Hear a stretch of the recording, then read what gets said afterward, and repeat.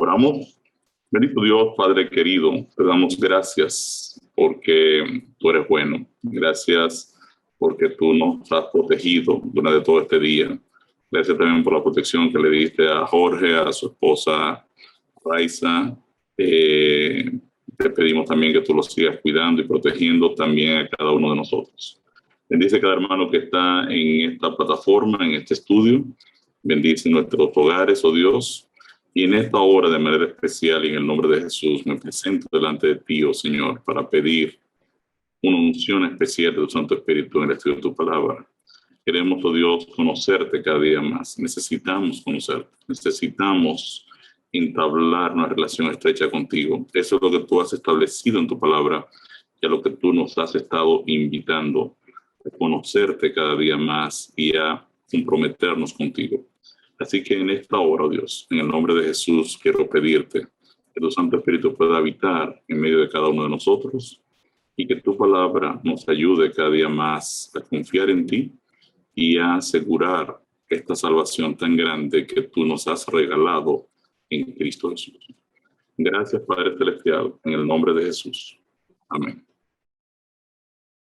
Prácticamente, pues ya ustedes saben que estamos ahorita en la estructura del Evangelio, donde el Evangelio ha resuelto dos problemas fundamentales del problema del pecado, tanto el hecho de la culpabilidad y la condenación que el pecado ha ejercido sobre cada uno de nosotros, dada nuestra condición de que somos pecadores.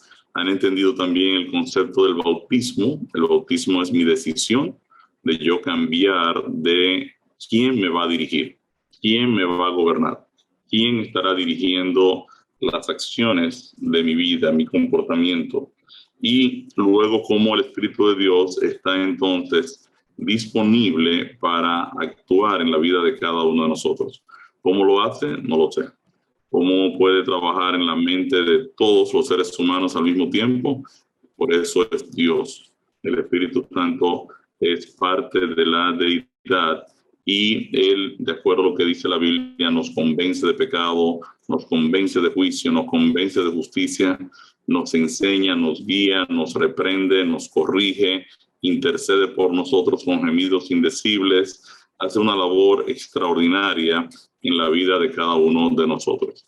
Hemos dicho también, y lo hemos confirmado, que tanto la justificación como la santificación son caras de una misma moneda.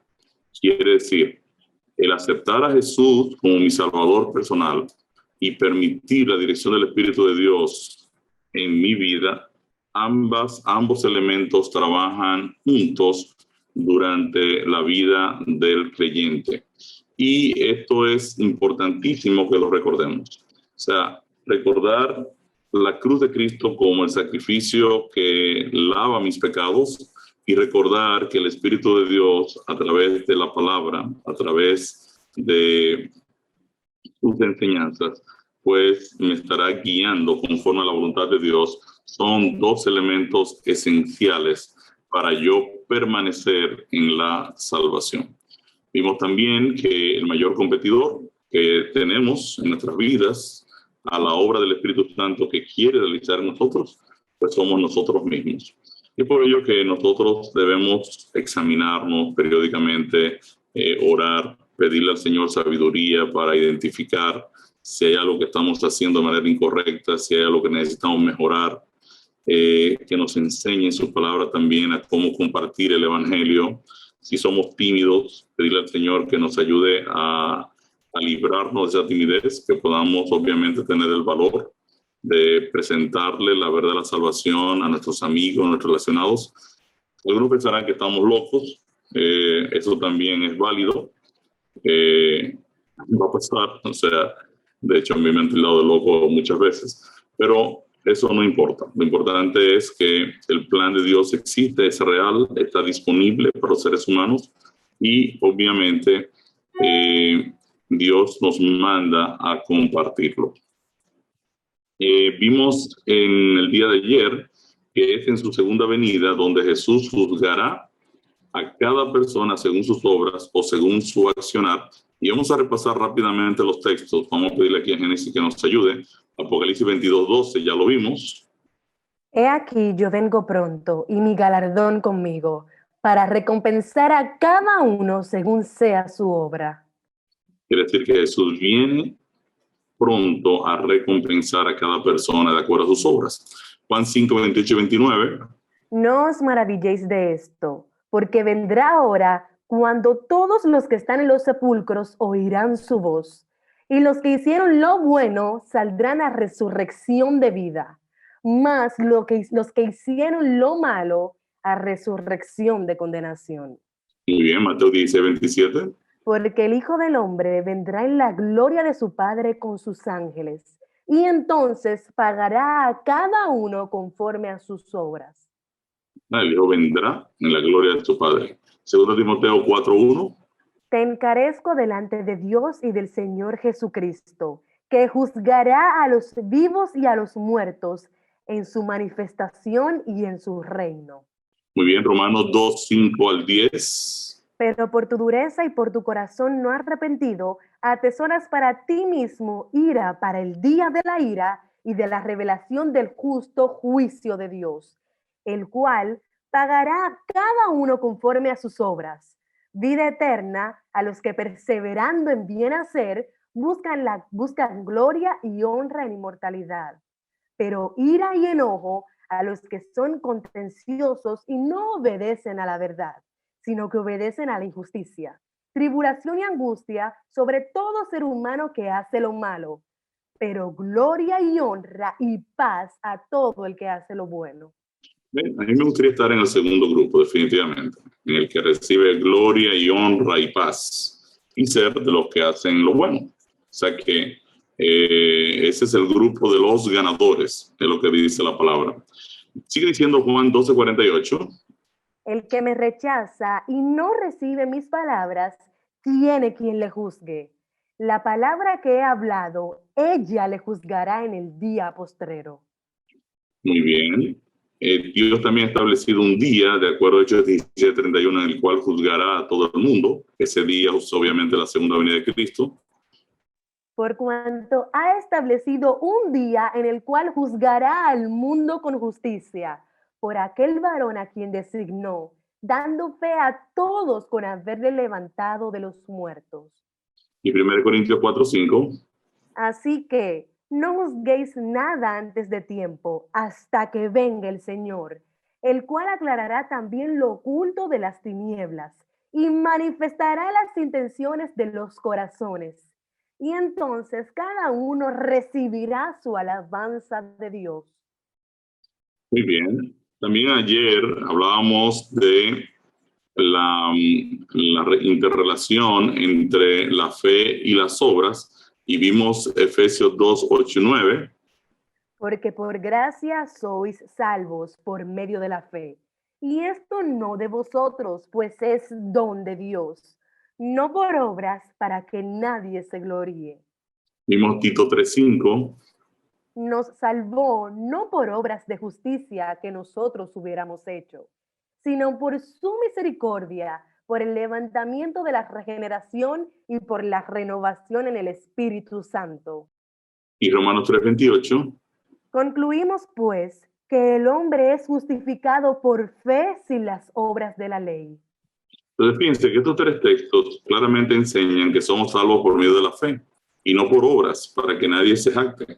Nadie diga, oh, yo estoy aquí en el cielo porque yo fui muy bueno, yo me porté muy bien, y yo hice esto, y yo hice lo otro. Eso lo dice Efesios 2, 8, 9, Tito 3, 5 y Romanos 3, 28. Entonces, hablamos del texto de Santiago 2, 24 y decíamos que este texto luce contrario. Luce contrario porque en realidad las obras a las que se refiere el apóstol Santiago no son obras legalistas, sino son obras de justicia. Al ser obras de justicia, el apóstol Pablo te dice, estas obras de justicia te justifican, más bien son el testimonio de tu justificación. Son el testimonio de que tú has sido absuelto, tú has sido salvado, tú has reconocido a Jesús como Salvador personal y el Espíritu de Dios está provocando este accionar en tu vida. Y es por eso que el apóstol Santiago es bien enfático al declarar que en Santiago 2, 14 y 17, él declara, así también la fe, si no tiene obras, es muerta en sí misma. Y Santiago 2:20 dice exactamente lo mismo. La fe sin obras es muerta. Entonces, tenemos aquí, haremos esto.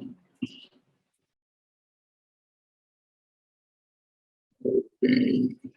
Vamos ahora entonces a hacer algo bien interesante y vamos a ver que estos textos de Efesios 2, 8 y 9, que dicen que somos salvos por la fe, no por obras para que nadie se gloríe, y Tito 3:5, que dice que Dios nos salvó no por obras de justicia que nosotros hubiéramos hecho, vamos ahora a compararlos con otros dos versículos. Y miren qué vamos a hacer ahora. Efesios 2, 8 y 9, vamos a leerlo ahora junto con el número 10, con el verso 10. Y miren qué interesante lo que sucede en esta declaración. Porque por gracia sois salvos por medio de la fe. Y esto no de vosotros, pues es don de Dios, no por obras para que nadie se gloríe, porque somos hechura suya, creados en Cristo Jesús para buenas obras, las cuales Dios preparó de antemano para que anduviésemos en ellas. Fíjense que cuando yo leo Efesios 2, 8 y 9, y lo leo hasta acá, ¿ven? Bueno, aquí.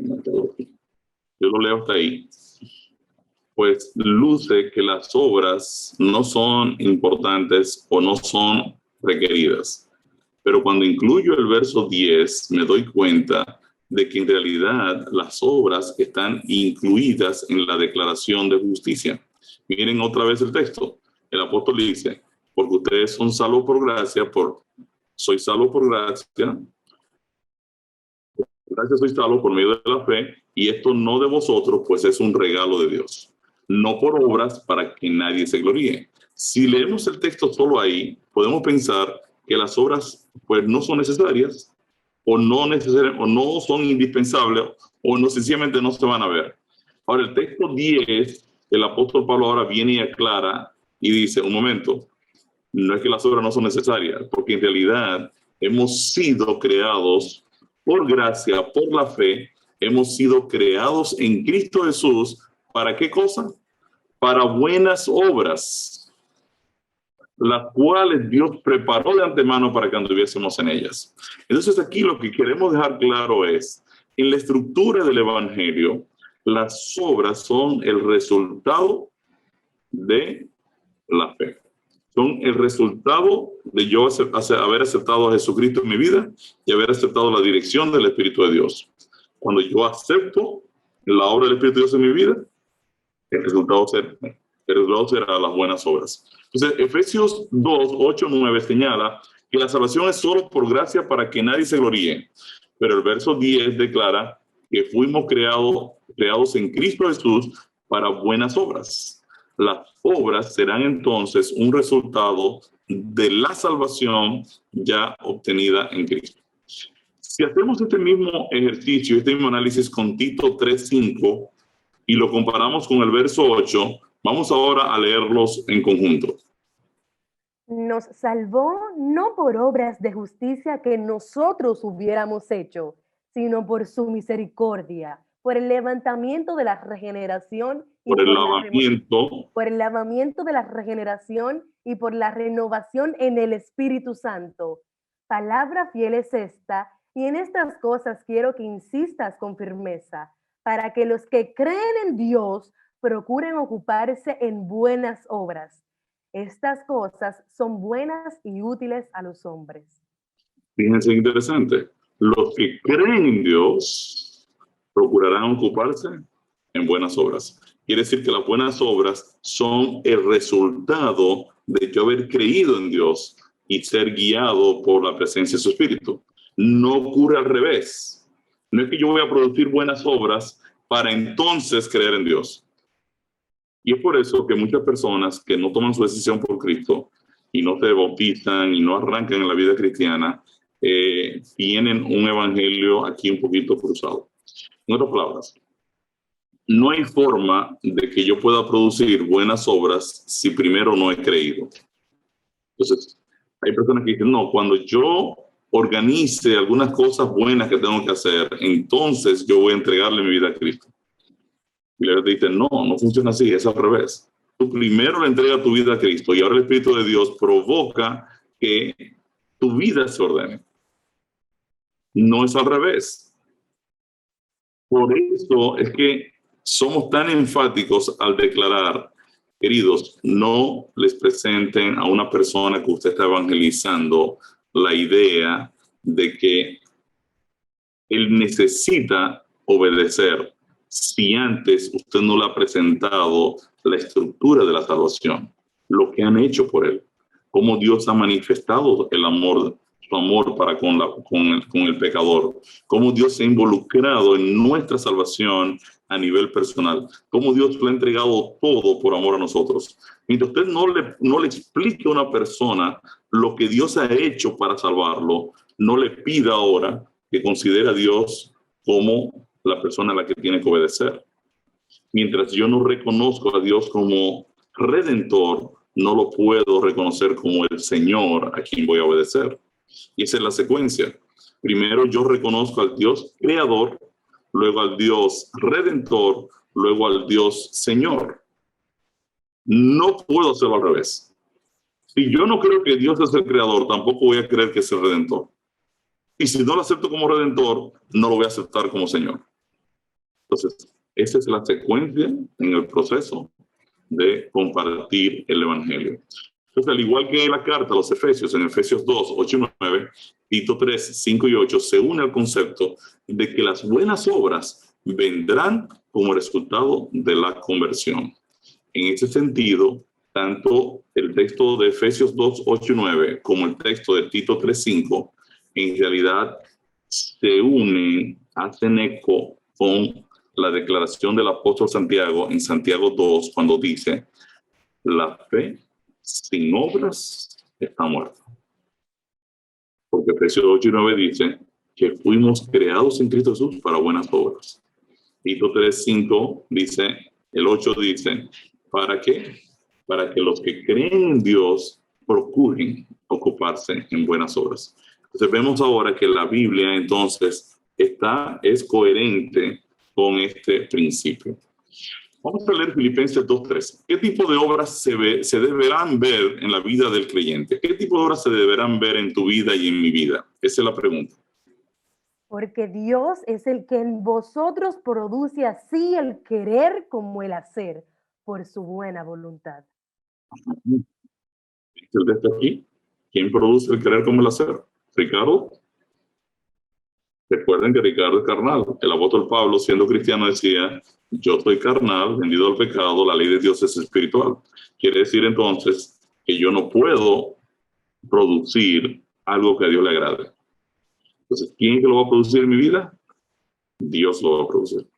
Dios va a producir no solo el que yo haga lo correcto, sino el que yo quiera hacer lo correcto. O sea, Dios va a colocar en mí el deseo, el sentimiento de hacer las cosas que a Él le agradan. O sea, Dios va a lograr que en mi vida yo empiece a deleitarme por las cosas espirituales que antes no me deleitaban.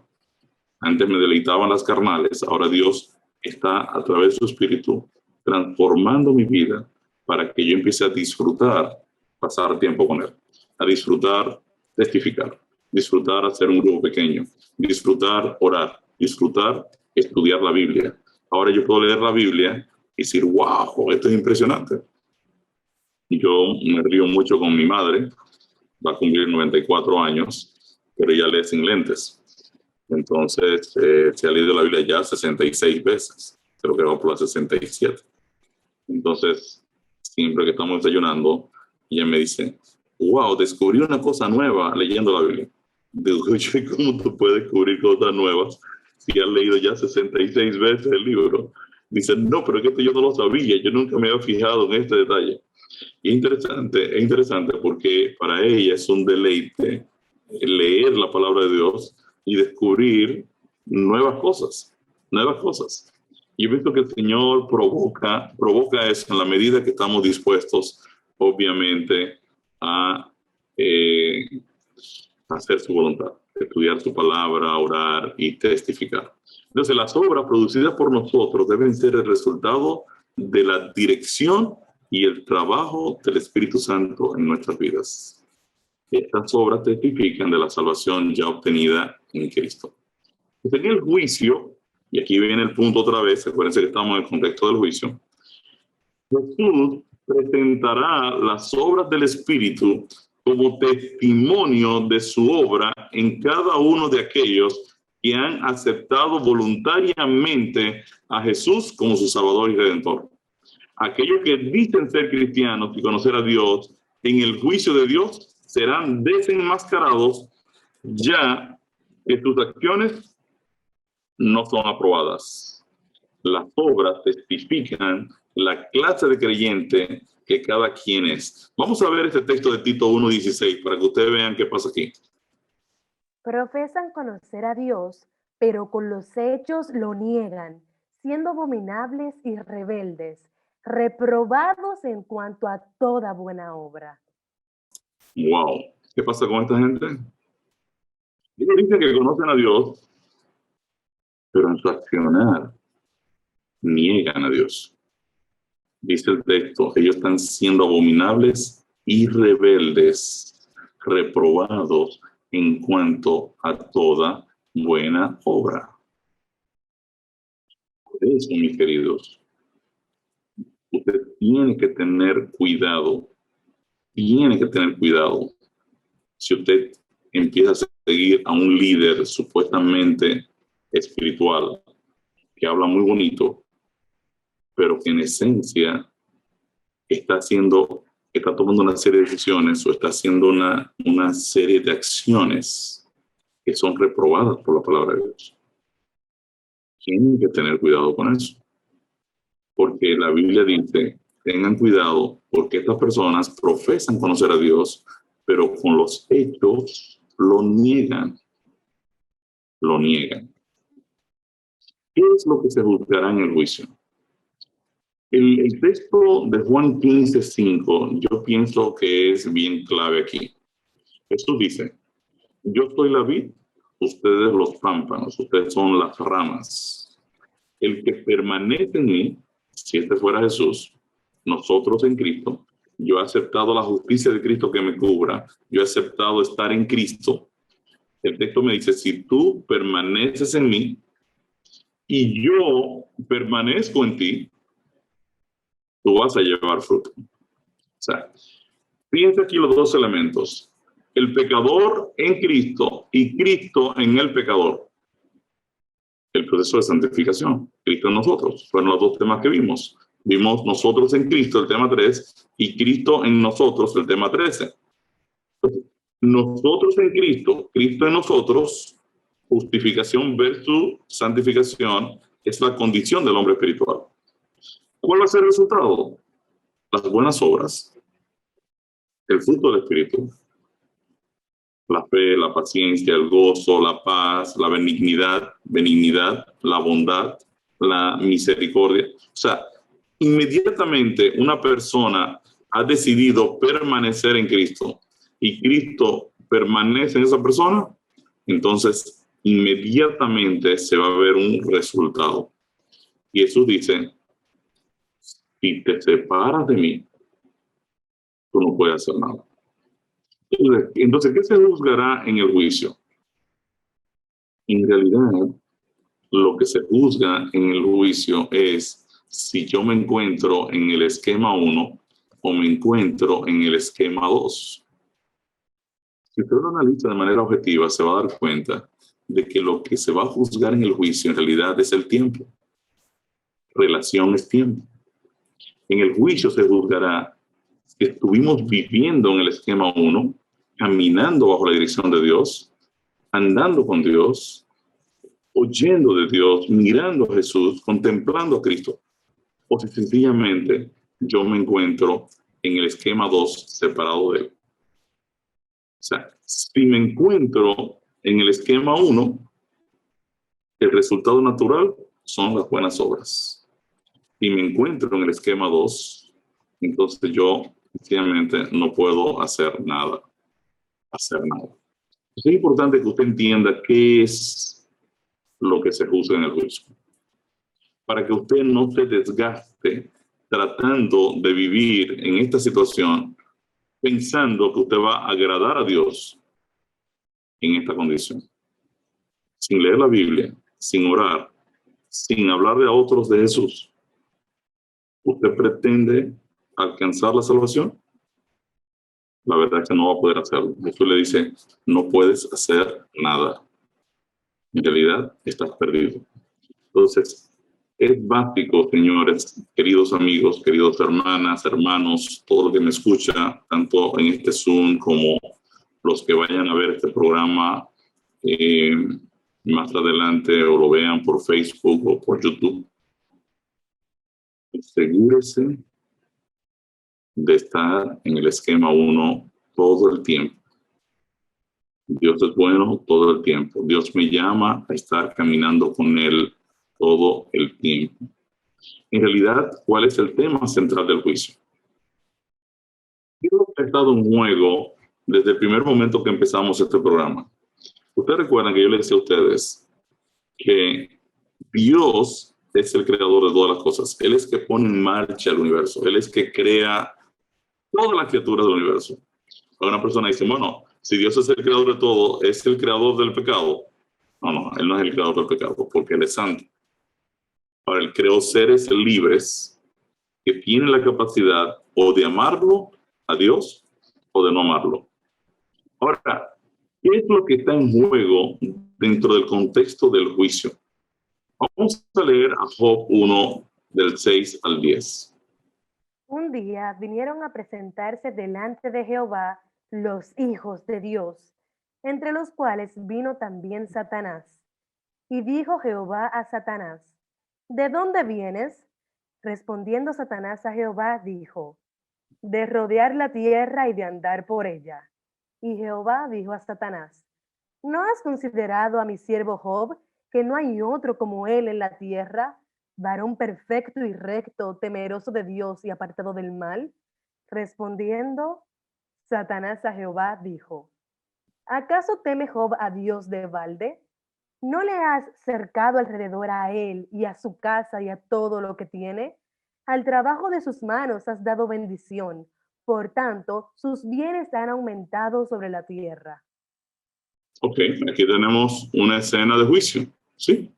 O sea, Dios llama a todos sus hijos, obviamente está llamando a todos los Adanes de todos los universos, ¿verdad? Él está llamando a una reunión en el cielo. Como Adán le ha entregado el dominio al enemigo cuando ha pecado, pues cuando la invitación llega aquí a la tierra, el enemigo dice, no, esta invitación es mía. O sea, tú no puedes ir, Adán. Eso, ¿verdad? Yo diciendo en forma, ¿verdad? Aquí como si fuera una parábola, ¿no? O sea, Satanás le dice, mira, Adán, tú no puedes ir porque tú me entregaste a mí el dominio de la tierra. O sea, que yo voy a ir como el representante de la tierra a esta reunión. Quiere decir que ahora Dios se encuentra con todos sus ángeles, todas sus creaciones, todas sus criaturas, y dice el texto que de la tierra viene ahora con su invitación el enemigo de Dios a esta reunión. Dice el texto que Dios le dice al enemigo, ¿de dónde vienes? Y él viene muy orondo y dice, oh, yo vengo de rodear la tierra y de andar por ella. Él está queriéndole decir a Dios, yo vengo de mis dominios, de mi propiedad. La tierra es mía, Adán me la ha entregado. Y ahora Dios le pregunta al enemigo, ¿tú no has considerado a mi siervo Job? Es una persona que es mi amiga. O sea, Job es mi amigo. Él, perfecto, recto, temeroso de Dios, apartado del mal, es una persona que yo aprecio de manera especial. Y mi pregunta es, ¿tú lo has considerado? La respuesta del enemigo es obviamente que sí lo ha considerado. Él dice, bueno, ¿y tú crees que Job te teme a ti de balde? Tú no lo has protegido, tú no le has dado riquezas. Job era una persona rica, dice la Biblia, muy rica. Tú lo has cercado, tú lo has protegido su casa, tú estás cuidando todo lo que tiene, o sea, tú le has dado bendición económica, o sea, él está bien, él está cómodo, tus bienes han aumentado sobre la tierra. Ahora, suéltamelo para que tú veas cómo funciona Job. Déjame que yo trabaje en Job para que tú veas en realidad si él te teme por amor o te teme porque tú lo estás comprando. Esta es una situación un poco difícil porque esto se está discutiendo frente a todos los ángeles del cielo. Entonces, aquí tenemos esta escena de juicio y yo les preguntaría a ustedes, ¿quién es el juez? Bueno, el juez típicamente es Dios. ¿Quién sería el abogado? Pues Cristo. Cristo antes de encarnarse tenía que estar ahí junto con el Padre. ¿Quiénes serían los testigos de esta discusión entre el enemigo de Dios y Dios? Bueno, los ángeles y los hijos de Dios que están ahí en esa reunión. Ahora, ¿quién es el acusado? A mí me gustaría que usted me conteste, ¿quién es el acusado aquí en este altercado entre Dios y su enemigo? ¿Alguien quisiera comentar quién usted entiende que sería el acusado aquí? Vamos a ver si los chats están caminando. Usted puede contestar. Raidel levantó la mano. ¿Quién usted cree que es el acusado en esta problemática? Póngame a Raidel de Cojos, por favor.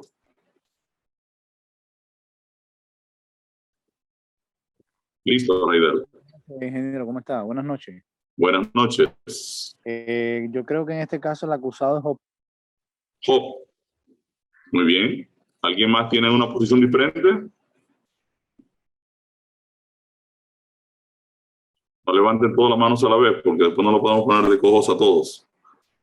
Socorro. Socorro y Joanny. Socorro, puede abrir su micrófono.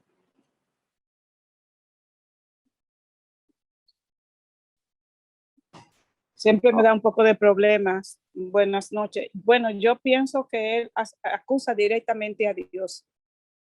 Dios es el acusado. Muy bien. Joanny. Bueno, es que Job, para mí Job es el acusado en este caso. Job. Ya. Byron me dice la fe de Job, es la que está en prueba. Que el Job, ¿no? Digna dice Dios, Marisa Dios, Margarita dice que su internet está malo y Milena dice que Dios es el acusado, Miguelina dice que es Job. ¿Quién es el acusado aquí? Dios es el acusado. En la historia de Job, Dios está siendo acusado de hacer acepción de personas frente a todos los ángeles y a todos los seres creados de otros mundos. Lucas 3:38 señala que Adán era hijo de Dios. Obviamente, cuando la Biblia dice que Dios invita a los hijos de Dios a la reunión, pues vamos a buscar Lucas 3:38 para que ustedes vean qué dice aquí. Lucas 3:38 para confirmar ese texto.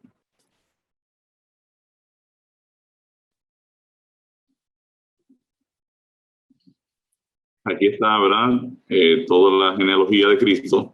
Dice hijo de Matusalén, hijo de Enoc, hijo de Jared, hijo de Mahalael, hijo de Cainán, hijo de Nos, hijo de Set, hijo de Adán, hijo de Dios. Quiere decir entonces que cuando Dios llamó a sus hijos a esta reunión, está llamando realmente a sus Adanes a la reunión. Entonces, según Crónicas 19:7, dice que Dios no hace acepción de personas. Entonces, aquí viene el enemigo y acusa a Dios de comprar el amor de Job. O sea, así, ¿quién no te va a amar? O sea, si tú lo bendices, si lo proteges, si le das riqueza, si le das bienes, si le das multitud de hijos, así más es fácil. Ahora, quítale todo eso a ver si no te maldicen. Entonces ahora Dios le está diciendo al enemigo, bueno, pues hazlo así, dale para allá. Y dice el texto bíblico que Job lo perdió todo. Los hijos murieron, el techo de la casa donde estaban se cayó sobre ellos. Los camellos fueron robados, los chivos, las ovejas, las vacas, todo el hombre lo perdió. Así, de un día para otro. Y Job dice, desnudo salí del vientre de mi madre y desnudo me iré. O sea, Dios dio, Jehová quitó, sea el nombre de Jehová bendito.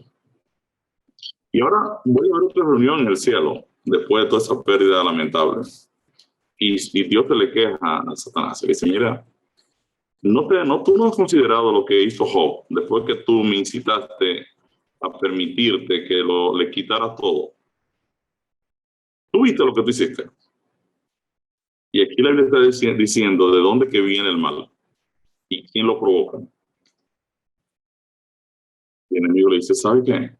Lo que pasa es que no hemos tocado a Job. Ahora déjame tocarlo.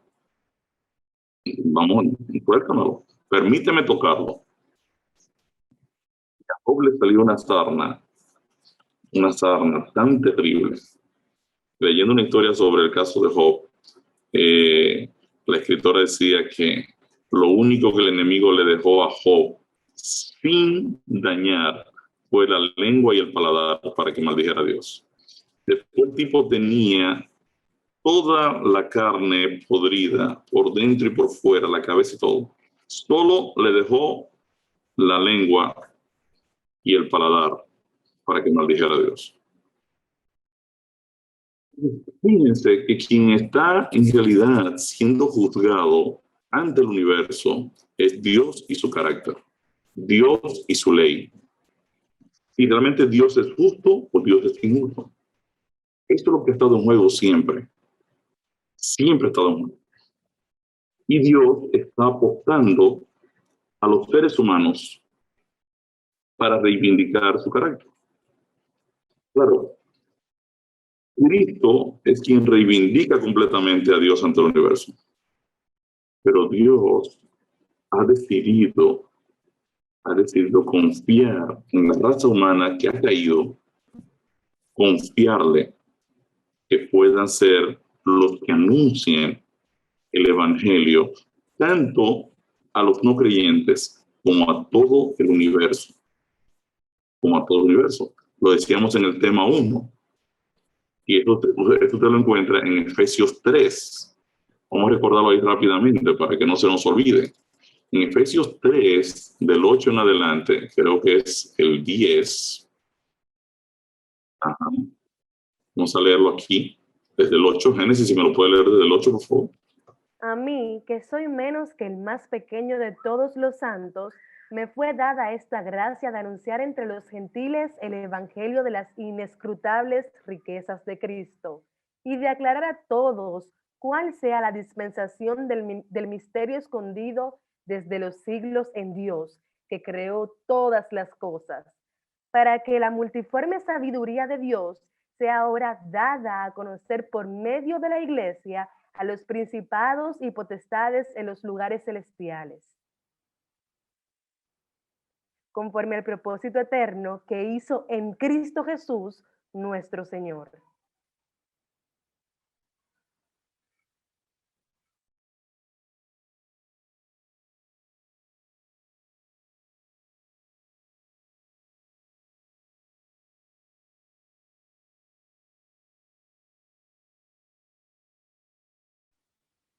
Prende el micrófono, ingeniero.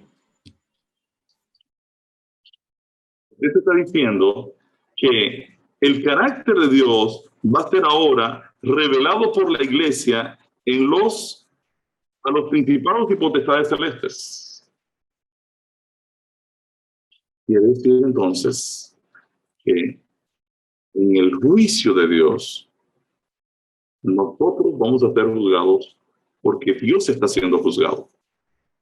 Y esto es bien interesante porque cualquier persona que haya hecho el papel de juez se va a dar cuenta que cuando usted escoge ser juez, la primera persona que empieza a ser juzgada es el juez.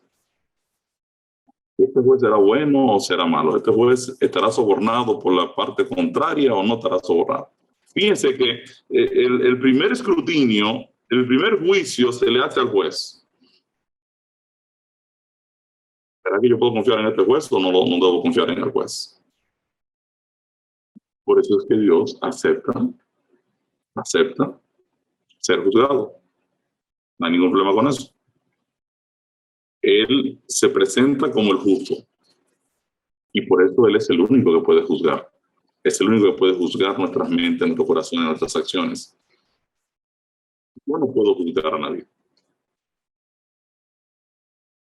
Me falta justicia infinita para lograr eso. Es por ello que toda la estructura del Evangelio tiene como objetivo revelar el carácter y la justicia de Dios al universo. Y vamos a recordar estos dos textos que ya lo vimos, pero vamos a repasarlo nuevamente para que ustedes sepan que lo que ha estado en juego en todo el problema de nuestra salvación, de nuestra redención, el problema del pecado, el problema del bien y del mal a nivel cósmico, es que Dios ha estado en juicio. Y es por eso que Dios quiere revelar su justicia por medio de lo que ha hecho con nosotros.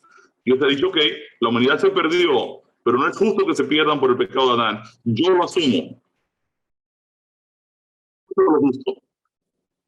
Y Dios está mostrando al universo que Él es justo y que tiene el derecho ahora a juzgar todo lo que pasa en su reino. Miren qué dice Romanos 1:17. Porque en el Evangelio la justicia de Dios se revela por fe y para fe, como está escrito, mas el justo por la fe vivirá. ¿Qué se revela? La justicia de Dios. ¿Quién está bajo juicio? Dios. ¿Bajo juicio de quién? Primero de los ángeles fieles y de los ángeles infieles. Porque incluso los ángeles que quedaron del lado de Dios, cuando Lucifer es sacado del cielo, se quedaron con la duda de decir, wow, pero ¿sería que Lucifer tendría razón o no tendría razón?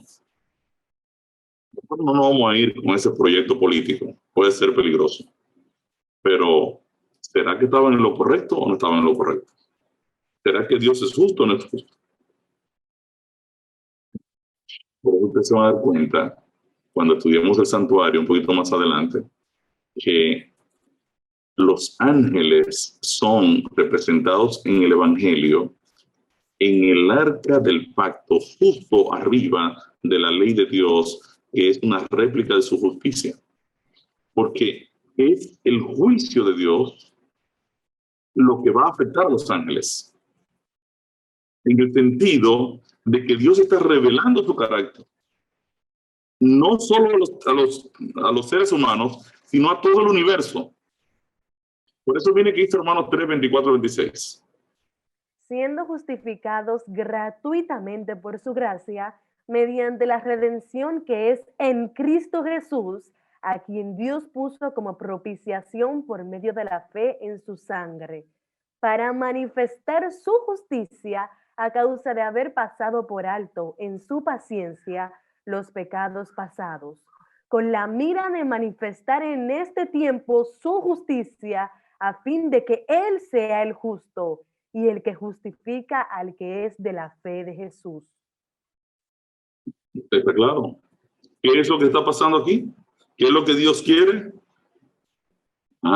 Dios quiere manifestar su justicia. Manifestarla significa mostrarla, revelarla. El Evangelio es una pasarela donde Dios está revelando su vestido, está revelando su carácter, está revelando que Él es amor, que Él es justicia, que Él es justo y que Él es una persona en la que nosotros podemos confiar. Porque cuando estábamos en una condición injusta de condenación y de muerte, Él asumió nuestra posición y nos dio la vida eterna. Y lo que Dios ha querido ahora revelar a todo el universo sin necesidad de hacerlo. Porque si yo hubiese sido Dios, yo le meto fuego a todo el que se oponga a mí. Y gloria a Dios que yo no soy Dios. Él se involucra. Siendo Dios, se humilla, se rebaja y asume nuestra condición. Y nos redime. ¿Por qué? Porque Él está manifestando, Él está revelando, Él está mostrando. Es un display de su carácter. Eso es lo que es el Evangelio. Y siendo que Él es el justo, Él puede entonces justificar al que es de la fe de Jesús. Porque si Dios no es justo, Él no puede justificar. No puede justificar a nadie.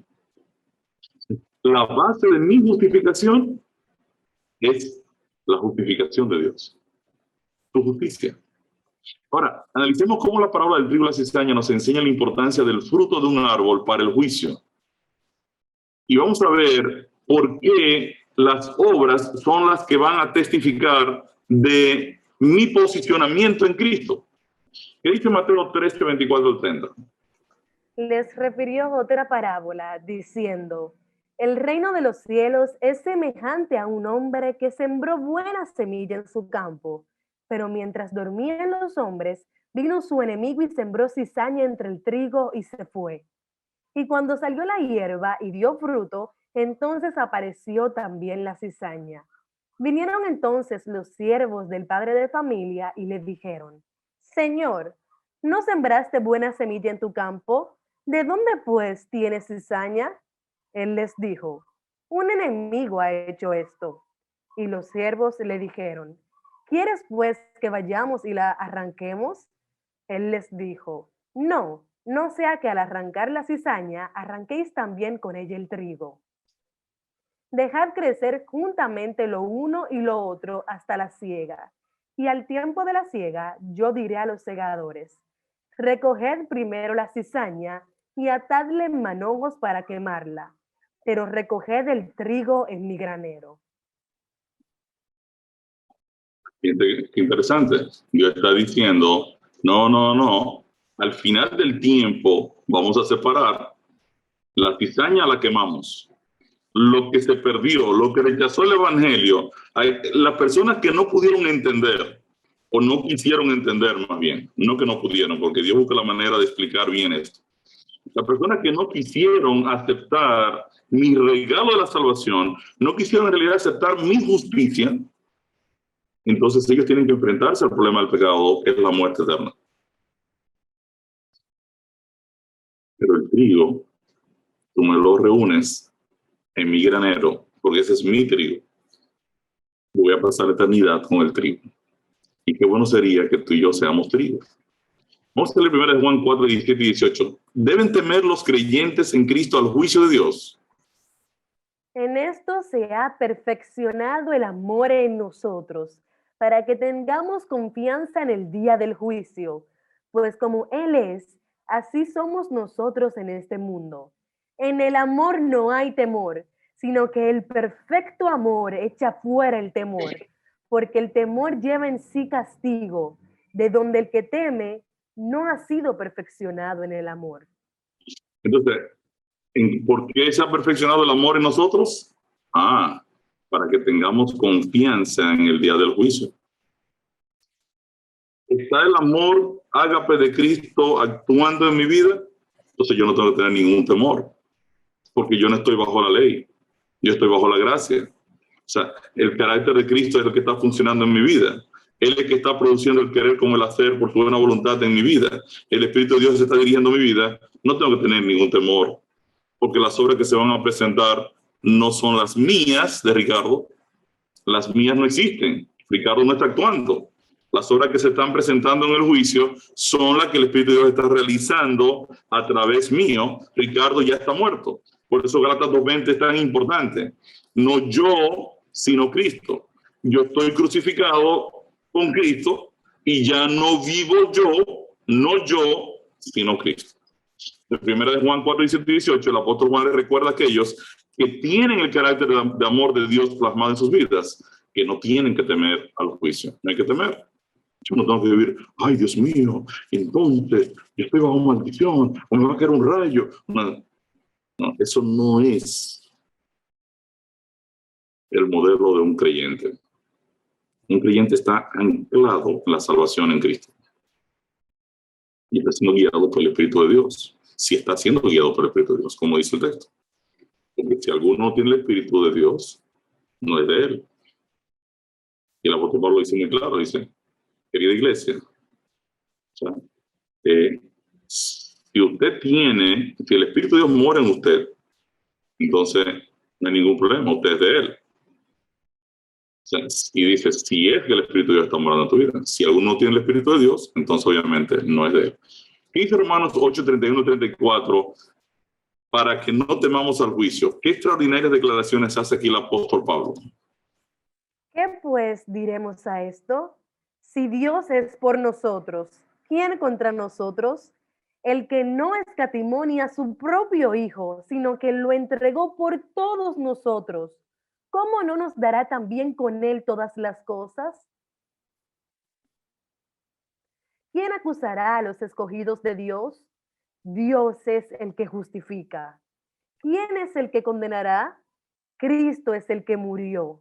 Más aún, el que también resucitó, el que además está a la diestra de Dios, el que también intercede por nosotros.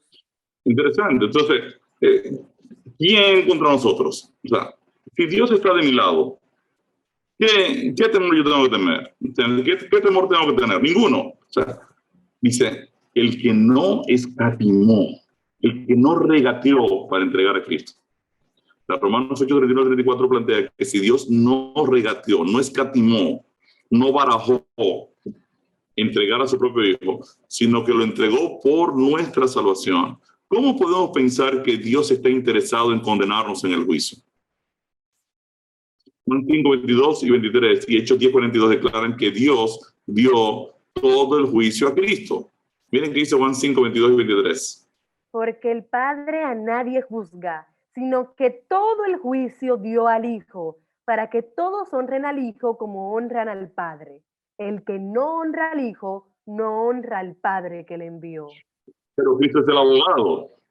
¿Cómo es eso ahora que Dios, el Padre, le entrega el juicio al Hijo?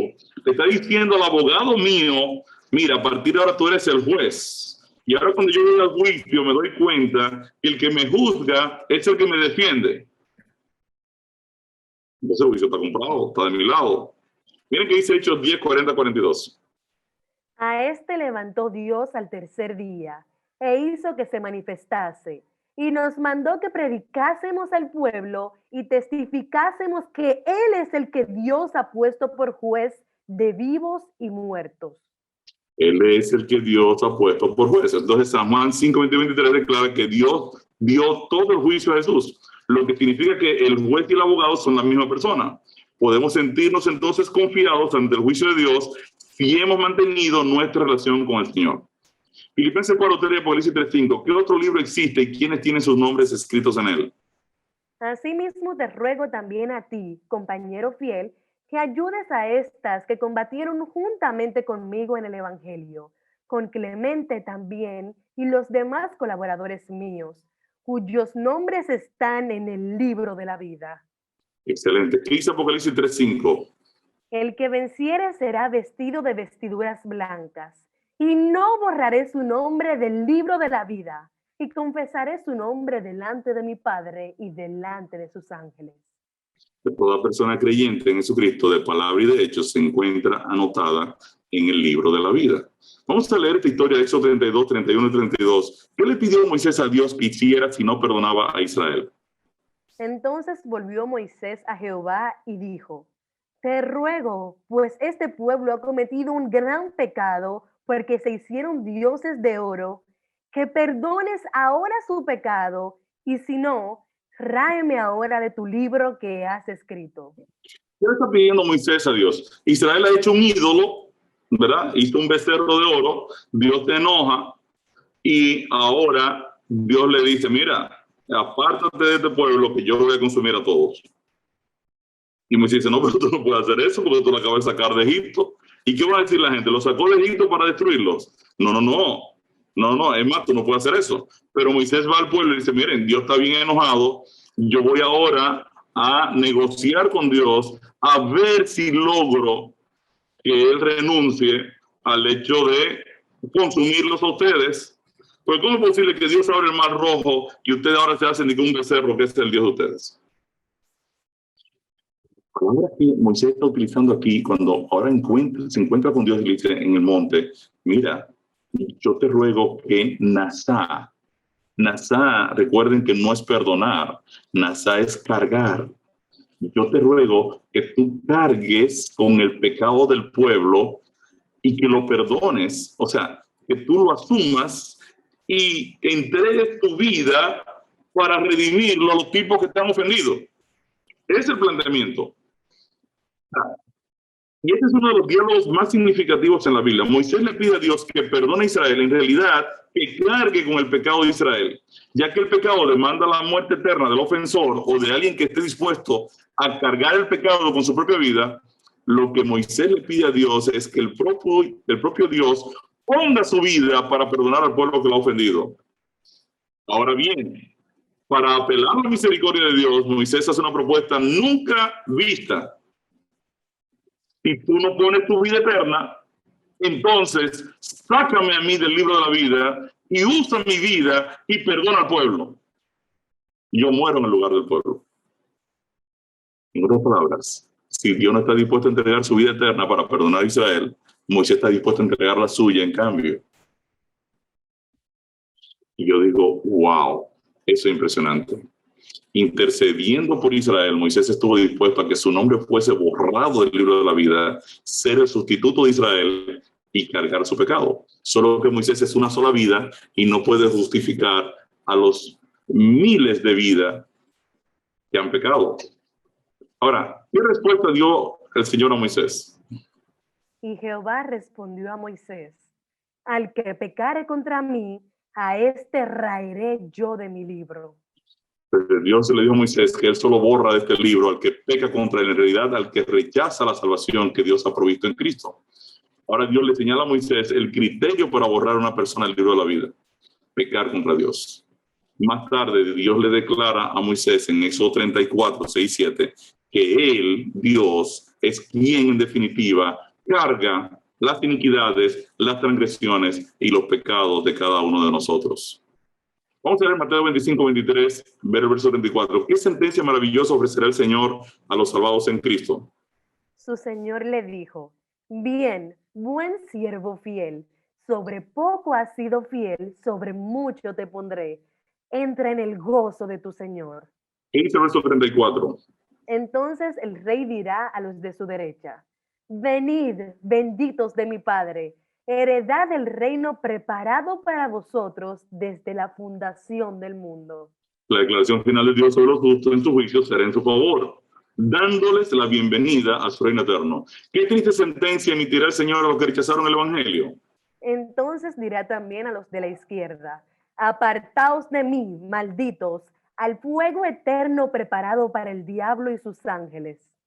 Pues en su juicio, Dios también emitirá una triste sentencia a aquellos que rechazaron el Evangelio y pronunciará su condenación, que es la muerte eterna. La historia del niño juzgado, nos quedan 2 minutos, se lo voy a tomar prestado. Una de las historias que nos enseña, entre otras, una lección con relación al juicio, es la de Jaimito, un niño que gustaba robar las manzanas de su vecino. Al escuchar las quejas del vecino, su madre tomó una vara y llamó a Jaimito para advertirle que de volver a robar las manzanas sin permiso sería castigado con 3 varazos. El niño estuvo de acuerdo y prometió no volver a hacerlo. Un par de días después, mientras el niño paseaba por el vecindario, observó las manzanas del vecino, las cuales brillaban más que cualquier otro día. Un rato más tarde, Jaimito comía un par de manzanas violando el acuerdo. Su madre se enteró de lo sucedido y ahora lo llamó a juicio. Él debía recibir los 3 varazos en su espalda, según lo acordado. Desesperado, el niño le pide a su madre perdón. ¿habría alguna forma de evitar su castigo? Su madre le dijo, sí, solo hay una manera en la cual evitas el castigo. Si tú tomas la vara y yo recibo los varazos. Aquel día Jaimito lloró al pensar que su madre fuese castigada por su falta. Él pudo comprender el costo de su error. Contrario a lo ocurrido con Jaimito, Cristo recibió el castigo por nuestros pecados. Él recibió los varazos, pecados que él no cometió. En su juicio, Dios evaluará quiénes aceptaron el regalo de la salvación en Cristo y mantuvieron su decisión, y quiénes cargarán con la condenación habiendo rechazado el sacrificio de la cruz. Juan 3:18 declara que Dios no envió a Cristo al mundo para condenarlo, sino para salvarlo, y esta salvación está disponible para ti y para mí hoy. Mi respuesta al tema: el juicio de Dios es sobre las obras de justicia que son el resultado del fruto del Espíritu versus obras malas que son el resultado de una vida carnal. Toda persona que ha aceptado a Jesús en su vida, se ha bautizado y ha permanecido en una relación de amor con Dios, no debe temer al juicio, ya que Dios es el que produce el querer como el hacer en nosotros. Estas obras testificarán de la salvación obtenida ya por nosotros en Cristo. ¿Crees esto? En resumen, ¿qué hemos aprendido hoy? Hoy aprendimos que en el juicio de Dios nuestras obras testificarán a favor nuestro siempre que éstas sean el resultado de nuestra obediencia de fe al Espíritu de Dios. 1 Pedro 1:22 dice: habiendo purificado vuestras almas por la obediencia a la verdad mediante el Espíritu, para el amor fraternal no fingido, amaos unos a otros entrañablemente de corazón puro. También aprendimos que, contrario a lo que se enseña hoy, que las personas reciben su recompensa al momento de morir, el juicio de Dios se revela al final, donde tanto buenos como malos recibirán su recompensa. Finalmente aprendimos que el juicio de Dios es la buena noticia de redención de los salvados, por lo cual estos no deben tener ningún temor.